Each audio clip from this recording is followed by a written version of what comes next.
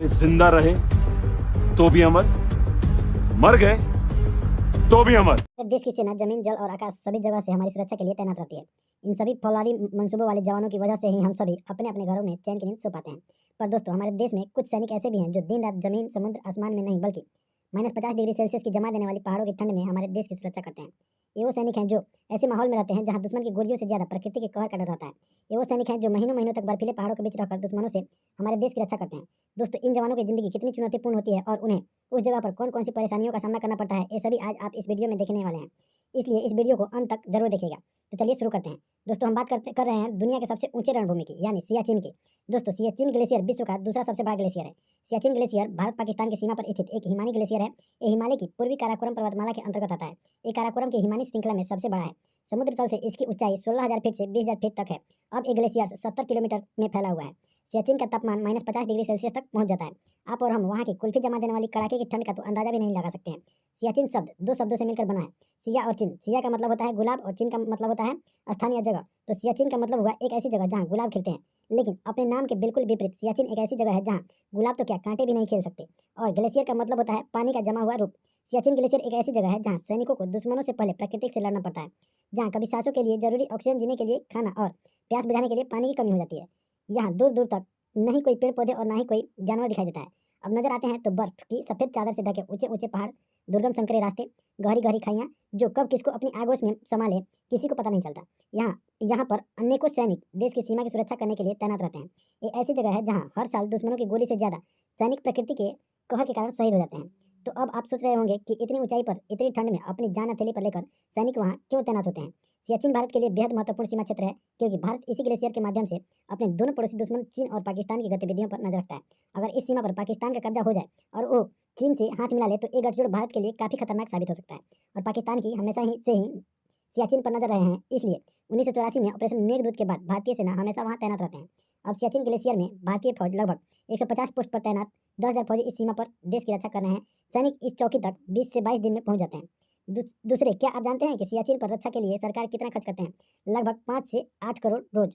यहाँ कोई भी सुरक्षा कार्य बिना हेलीकॉप्टर के हो ही नहीं सकता। सैनिकों को सियाचिन में पोस्टिंग से पहले एक खास ट्रेनिंग दी जाती है। इतने ठंड मौसम के अनुसार खुद को ढालने के लिए तैयार करना पड़ता है। सियाचिन में तैनात सैनिक केवल एक सैनिक ही नहीं है, बल्कि एक पर्वतारोही भी होता है। बर्फ से ढके इन पहाड़ों के बीच जिंदगी बचाने के सारे गुण सीखने पड़ते हैं। कदम कदम पर आने वाली मुश्किलों से बचाव का तरीका समझना पड़ता है। यहाँ रह रहे सैनिक जिंदगी जीते नहीं, बल्कि हर पल जिंदगी बचाने के लिए लड़ते हैं। यहाँ कई बार हवा में ऑक्सीजन की मात्रा इतनी कम हो जाती है कि ये सैनिक सोते सोते इतनी गहरी नींद में चले जाते हैं कि कभी कभी दोबारा उठ ही नहीं पाते, और कब उनकी सांसों का सिलसिला थम गया उन्हें खुद भी पता नहीं चलता। इस ग्लेशियर की जमा देने वाली ठंड में जिंदगी कब थम जाए कोई नहीं जानता। सियाचिन एक ऐसी जगह है जहाँ कमरे के अंदर बंद होकर भी आप ठंड में कांप रहे होते हैं। वैसे हमें खुली हवा में -50 डिग्री तक पहुंचने वाले तापमान के बीच देश की सीमा की सुरक्षा के लिए खुले में तैनात सैनिकों के बारे में सोचिए। देशभक्ति का जज्बा और देश के लिए मर मिटने का जुनून ही किसी को इस ग्लेशियर में पोस्टिंग की हिम्मत देता होगा। यह हर किसी की बस की बात नहीं है। आइए अब आपको सियाचिन ग्लेशियर की जीत का किस्सा सुनाते हैं।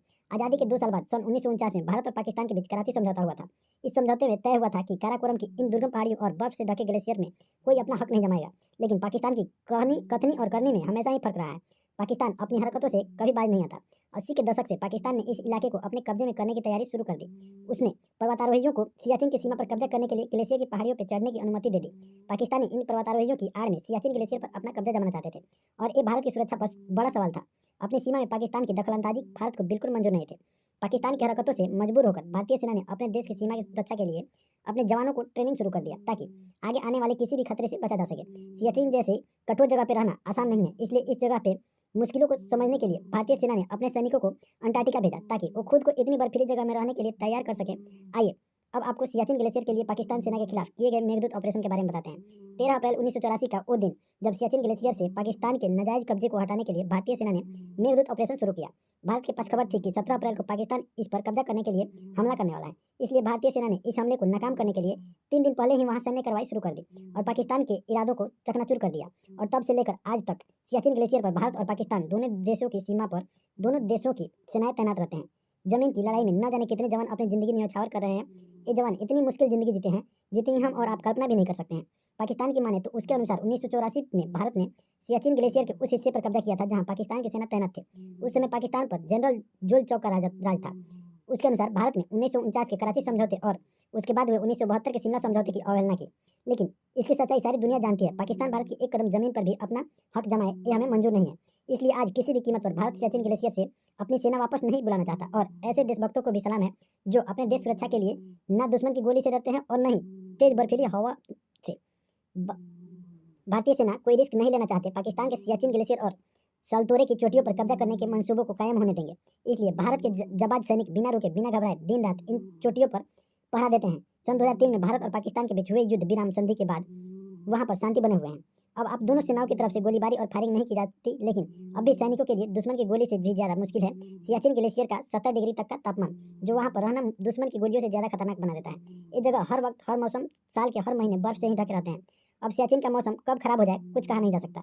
वहाँ के बर्फीले तूफान कभी भी आपको बर्फ के नीचे दबा सकते हैं। कई बार तो मौसम इतना खराब हो जाता है कि 160 किलोमीटर प्रति घंटे तक की रफ्तार से बर्फीली हवाएं चलने लगती हैं। इन बर्फीले तूफानों के बीच वहाँ तक कुछ भी पहुँचाना नामुमकिन हो जाता है। अब इतनी ऊंचाइयों पर सामग्री पहुँचाने का एक ही साधन है, हेलीकॉप्टर। इन हवाओं के बीच वहाँ पर हेलीकॉप्टर का पहुँचना भी बहुत मुश्किल होता है। इसलिए सैनिकों के लिए राशन व अन्य आवश्यक सामग्री केवल उसी समय पहुँचाई जाती है जब वहाँ का मौसम कुछ ठीक रहे। लेकिन कुछ महीनों में ही एक साथ पूरे साल के लिए सामान भेज दिया जाता है। उम्मीद है आपको आज की यह वीडियो पसंद आई हो, तो इस वीडियो को लाइक और दोस्तों के साथ शेयर जरूर करें।